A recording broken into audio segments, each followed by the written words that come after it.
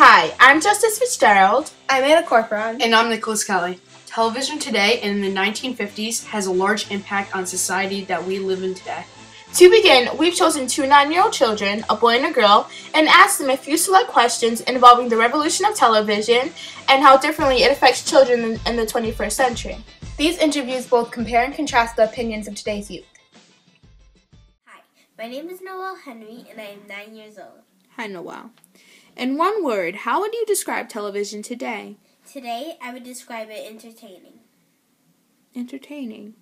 Now, are there some inappropriate things that you see on television? Yes. In some movies, there are scenes where a guy and a girl kiss, and I don't think that's appropriate for my age. How would you define inappropriate? I would describe it wrong and nasty and disgusting for my age. Okay. Now, give me 3 examples of some shows that you watch today. I watch Victorious, Jessie, and iCarly. Do your friends or your peers around the same age as you watch those shows as well? Yes. Hi, I'm Eric Kelly, and I am 9 years old. Hi, Eric. In one word, how would you describe television? Funny. Okay. Now, listen to the television shows you watch. Pair of Kings, Victorious, Kickin' It, and SpongeBob. Okay. Now, while watching these, are there any inappropriate scenes? Yes. Okay. In your own words, how would you define inappropriate? Violent. Okay. Do you think that kids your age should be watching violent television? No. Okay. Do you think some of the shows that you watch should be only viewed by older viewers? Yes. Why? Because they're too violent for the youngers. Okay. Now, do you think some of the shows that you watch should be tuned down to be suitable for younger viewers? Yes. Why? Because they are too inappropriate. Okay. Thank you, Eric. These are some of the shows and networks that children of today watch.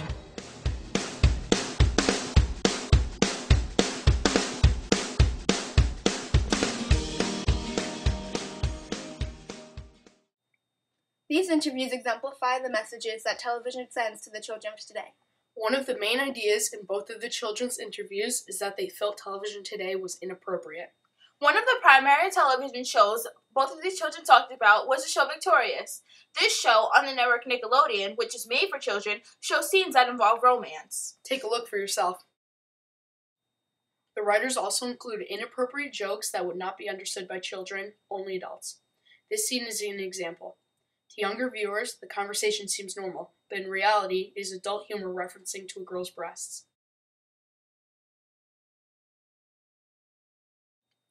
Topics that were shown in these clips weren't shown to children who watched television in the 1950s. Shows that existed back then included I Love Lucy, The Looney Tunes, And The Cosby Show.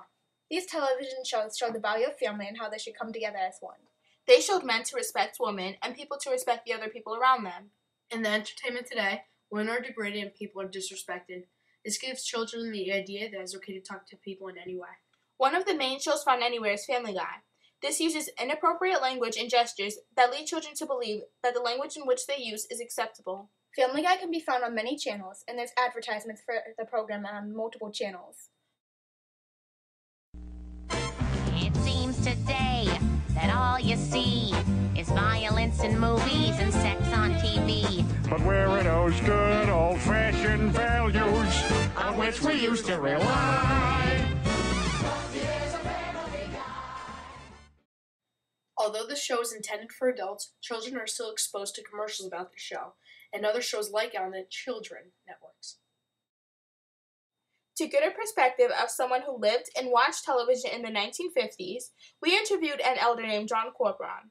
He gave us a primary source of how television was in the 1950s.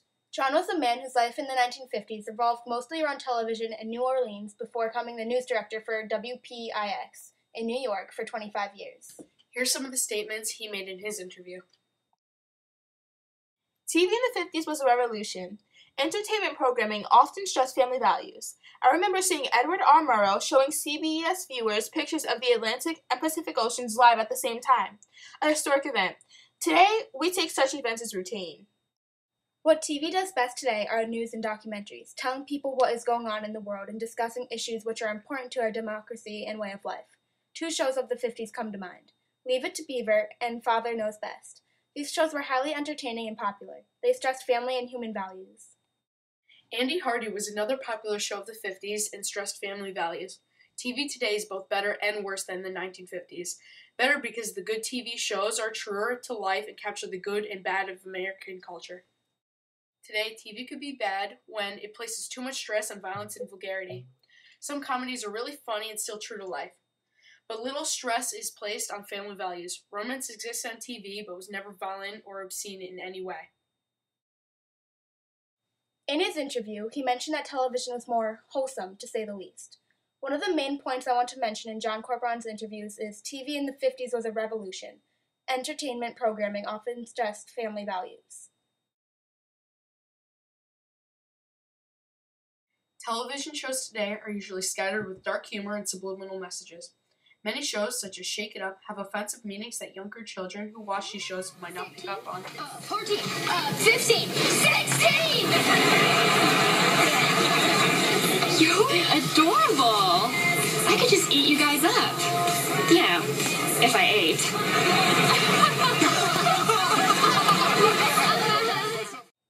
In this clip, many older people would pick up on the offensive comment hinting that eating disorders are a comical situation and something to laugh at. But children watching these shows are taught that making a joke out of a dangerous situation is okay. Celebrities have also taken notice to the joke made. Demi Lovato, a Disney Channel actress and singer-songwriter, is someone who has struggled with an eating disorder. She tweeted about it and how she felt after she heard about the joke. After the celebrity bashed the choice of humor on Shake It Up, Disney Channel apologized and immediately removed the episode from the network. Besides taking to Twitter, this celebrity has also been interviewed and questioned about the situation multiple times. As well as the fact that anorexia was made out to be a joke, it also teaches young girls and even boys that to be attractive like a model, you have to starve yourself. These are not the messages we should be sending out to our generation. In shows like I Love Lucy that aired during the 50s, they expressed the importance of supporting family and friends and that serious situations should be kept serious and not be turned into comedy.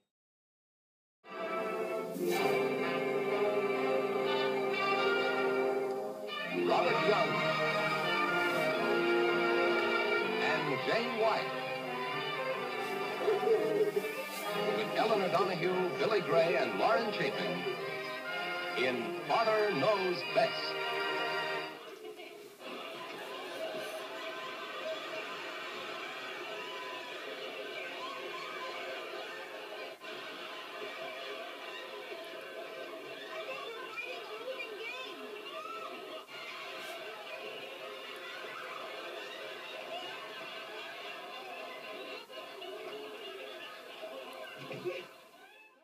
These television shows showed the importance of family.